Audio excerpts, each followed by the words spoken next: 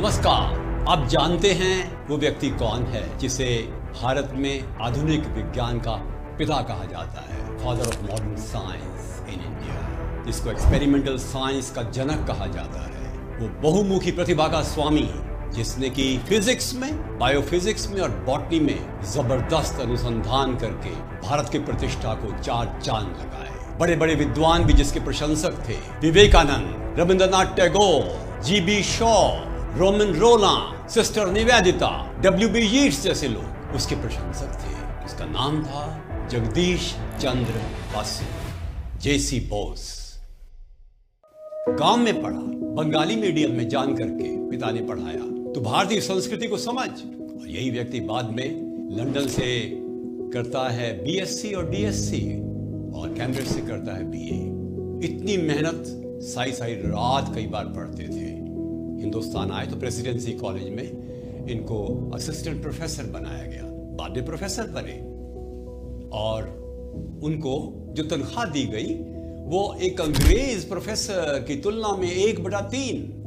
Temporary थे ना शुरू में, उन्होंने तनख्वाह ली नहीं, 3 साल तक वेतन नहीं ग्रहण किया, और बाद में मालूम पड़ा ब्रिटिश सरकार को किस प्रकार की गलती हो रही है, तो यूनिवर्सिटी ऑफ कलकत्ता ने उनको न केवल पिछली पूरी तनख्वाह का एरियर दिया, पर अंग्रेजों के समान उसको वेतन दिया। ये थी उसकी हिम्मत, ये था उसका जीवट, ये था उसका आत्मविश्वास।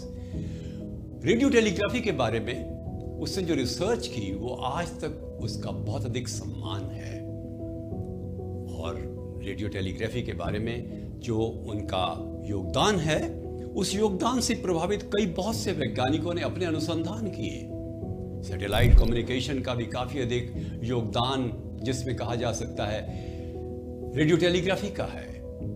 किंतु मुख्य बात यह है कि उनको नोबेल प्राइज नहीं मिला तो मार्कोनी को मिला, और बाद में जाकर के यहां तक कि ऐसा कहा जाता है नोबेल प्राइज कमेटी ने यह महसूस किया कि नोबेल प्राइज मिलना चाहिए था J.C. बोस को, और बात आई गई हो गई।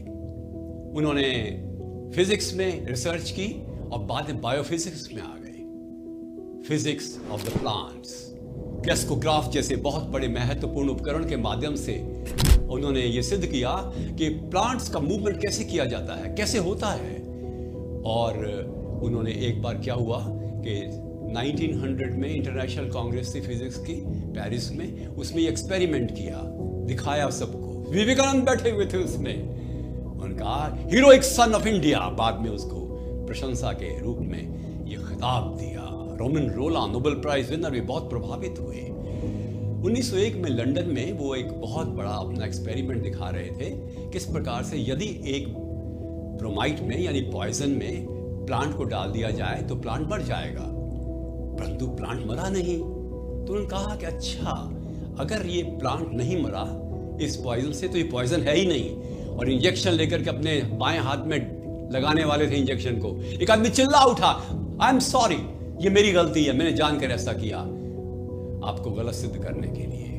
आप सही हैं। एक्सपेरिमेंट बाद वाला सही हो गया, धुंधुबी बजने लगी, और उन्होंने किसी भी ऐसे उपकरण का जो उन्होंने स्वयं बनाए थे ढेरों पेटेंट नहीं किया कि नहीं, इसका कमर्शलाइजेशन नहीं होना चाहिए, व्यापारीकरण नहीं होना चाहिए। विज्ञान का अध्ययन के साथ अध्यापन का जो कार्य किया वो गजब है। सत्येंद्रनाथ बोस जैसे उनके स्टूडेंट थे, B.C. मेलोनोबिस उनका स्टूडेंट था। बंगला के संगीत में भी उनको रुचि थी। उन्होंने उपन्यास लिखे, साइंस फिक्शन पर इंस्टीट्यूशंस बनाई। सिस्टर निवेदिता ने मदद की और कहा मरने से पहले कि तुम एक इंस्टीट्यूट बनाओ। उन्होंने इंस्टीट्यूट बनाई 1917 में, बोस इंस्टीट्यूट, और ये बोस इंस्टीट्यूट जो है 1937 तक उसके अध्यक्ष रहे जब उनकी मृत्यु हुई।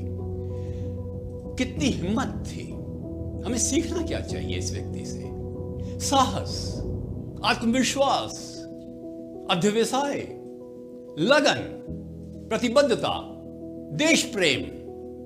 रविंद्रनाथ टैगोर के साथ उनके 82 पत्र हैं।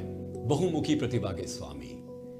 जीवन में देश प्रेम, विज्ञान प्रेम, अध्ययन प्रेम, विद्यार्थी प्रेम, और सबसे बड़ी चीज सत्य से प्रेम।